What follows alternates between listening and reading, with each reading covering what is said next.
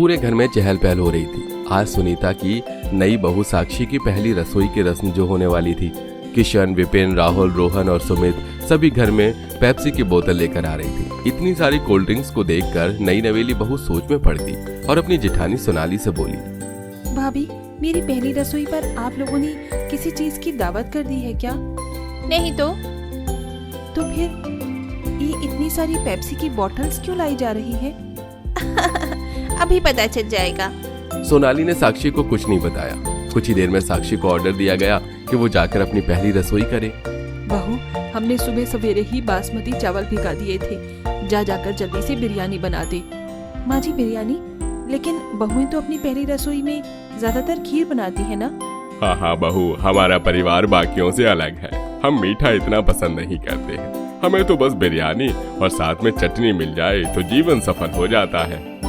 साक्षी को अपने ससुर की बात पर हंसी आ गई। मैं समझ गई बाबा, ठीक है, तो मैं जाकर बिरयानी बनाती हूँ। साक्षी ऐसे बोलकर रसोई में आ गई। रसोई में आते ही उसकी आंखें फट गईं और वो कंफ्यूज थी। रसोई से बाहर आई और अपनी नंद से पूछने लगी, महक, ये बिरयानी के चावल 5-5 पतीले में क्यों भीग रहे हैं? क्योंकि भाभी, हमारे घर में सभी एक टाइम में 5 पतीले बिरयानी ही खाते हैं। हैं? ऐसा कैसे हो सकता है? महक, मुझसे मजाक मत करो। प्लीज मुझे बताओ कि ये इतने चावल क्यों भीगे हुए हैं? भाभी, सच में ये सारे चावल बिरयानी के लिए ही हैं।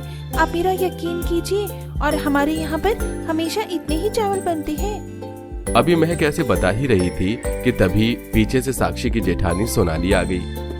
क्या बात है साक्षी, तुम काम क्यों नहीं कर रही हो? क्या ये सच है भाभी? 4-5 पतीले बिरयानी बनानी है क्या मुझे? तुम्हें 4 पतीले ही बिरयानी बनानी है, और ये चावल भी इसी वजह से भीगे हुए हैं। अब तुम देर मत करो, जल्दी से खाना बनाओ। साक्षी के कुछ समझ में तो नहीं आ रहा था, लेकिन उसने 5 पतीले ही चावलों को पकाया। वो खाना बनाने में काफी अच्छी थी। उसने चारों पतीलों में बहुत ही अच्छे से बिरयानी बनाई और फिर सभी को खिलाने के लिए भी परोसी। पहले साक्षी को यकीन नहीं हो रहा था कि उसके ससुराल में इतना खाना खाया जाता होगा, लेकिन जब उसने बच्चे से लेकर बड़े तक सभी को बिरयानी खाते देखा तो उसकी आंखें फट गईं। भाभी, बिरयानी दो। देती हूँ। भाभी, बिरयानी और लाओ, खत्म हो गई है। दे रही हूँ देवर जी। भाभी, मेरे पास भी बिरयानी खत्म हो गई है। हाँ, ला रही हूँ।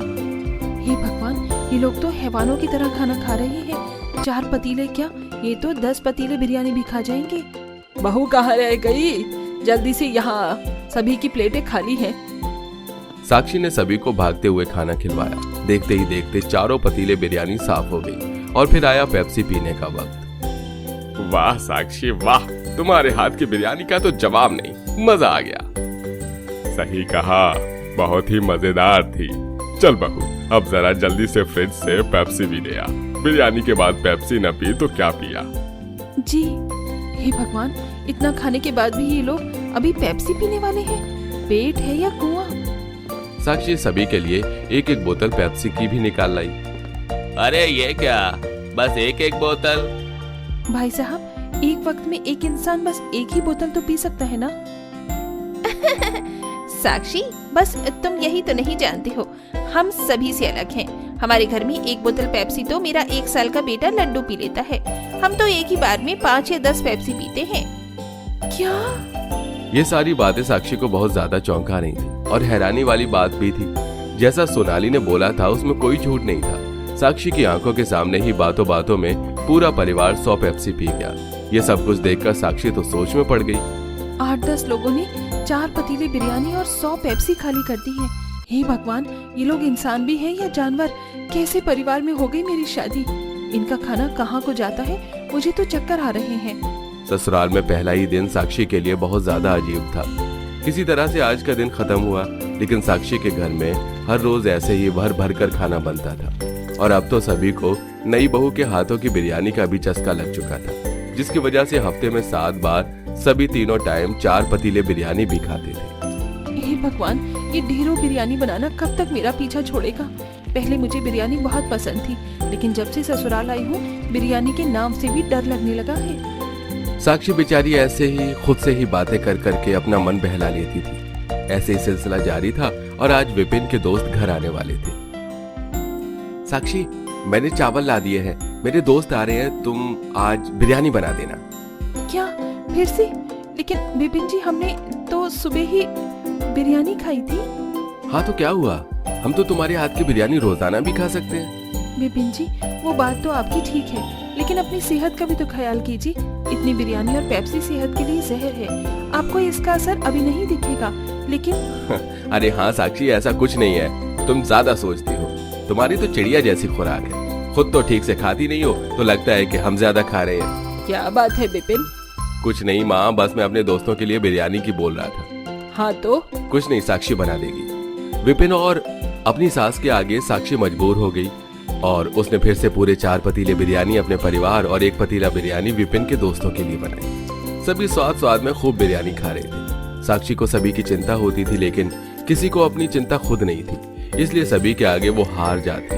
हर रोज ऐसे ही सिलसिला जारी था कि एक रोज बिरयानी खाते खाते ही सभी के सीने पर जलन होने लगी। हे भगवान, सभी को अचानक क्या हो गया? विपिन जी, जेठानी जी, माँ।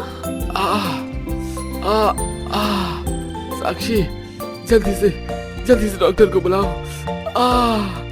साक्षी ने जल्दी से एम्बुलेंस बुलाई और सभी को लेकर वो अस्पताल गई। सभी के सीने में बहुत ज्यादा जलन थी, जिसकी वजह से सभी कराह रहे थे। डॉक्टर ने उनका चेकअप किया और उन्हें जल्दी से दवाई दी। दवा खाने के बाद सभी को थोड़ी राहत मिली। साक्षी ने डॉक्टर से पूछा, डॉक्टर साहब, क्या हुआ था मेरे परिवार को? देखिए, आपके परिवार वालों को परेशानी ज्यादा खाना खाने की वजह से हुई। जब हमने उनका चेकअप किया तो पता चला कि इनके पेट में बहुत खाना है और उसी के मसालों की वगैरह की वजह से इनके सीने में जलन हुई। अच्छा, तो डॉक्टर मुझे क्या करना चाहिए? देखिए, अगर आप अपने परिवार को बड़ी बीमारी के खतरों से बचाना चाहती हैं, तो अच्छा होगा आप इन्हें हल्का और कम खाना खाने को दें, जिसमें मिर्च मसाले बस नाम के लिए हो। जी। और इतना ज्यादा सॉफ्ट ड्रिंक का इस्तेमाल भी अच्छा नहीं है, इससे हमारे अंदर के ऑर्गन्स कमजोर होते हैं और हाई शुगर होने की वजह से भी ये सेहत के लिए अच्छे नहीं है। तो इसीलिए बेहतर होगा आप इन चीजों का इस्तेमाल कम ही कर दें। जी डॉक्टर साहब। साक्षी को बहुत शर्मिंदगी महसूस हो रही थी, क्योंकि उसके परिवार की बीमारी की वजह अजीब थी। डॉक्टर ने उन सभी को दवाई देकर घर भेज दिया। सभी के सामने ही डॉक्टर ने साक्षी को समझाया था। उस दिन साक्षी ने सभी के लिए नमक की खिचड़ी बनाई और सभी को खाना दिया। आज बस सभी को खाने में 1-1 प्लेट ही खिचड़ी ही मिलेगी। मैंने तो आपको कितना समझाना चाहा, लेकिन आपकी सेहत आपके लिए मायने ही नहीं रखती है। अब पड़ गए ना बीमार, तो खाइए आप बीमारों वाला खाना। अच्छा बाबा, समझ गए, गलती हो गई, माफ कर दो। आगे से फिर कभी ऐसा नहीं खाएंगे। साक्षी के परिवार को अच्छी सीख मिल गई थी। उस दिन के बाद से उन्होंने हैवानों की तरह खाना छोड़ दिया। अब साक्षी अपने परिवार के लिए अच्छा और पौष्टिक खाना बनाती थी, जिसको सभी खुशी से खाते थे और सभी एक हेल्दी लाइफ जीने को तैयार थे। क्या आप भी बिरयानी खाने के शौकीन हैं? कमेंट करके जरूर बताइएगा।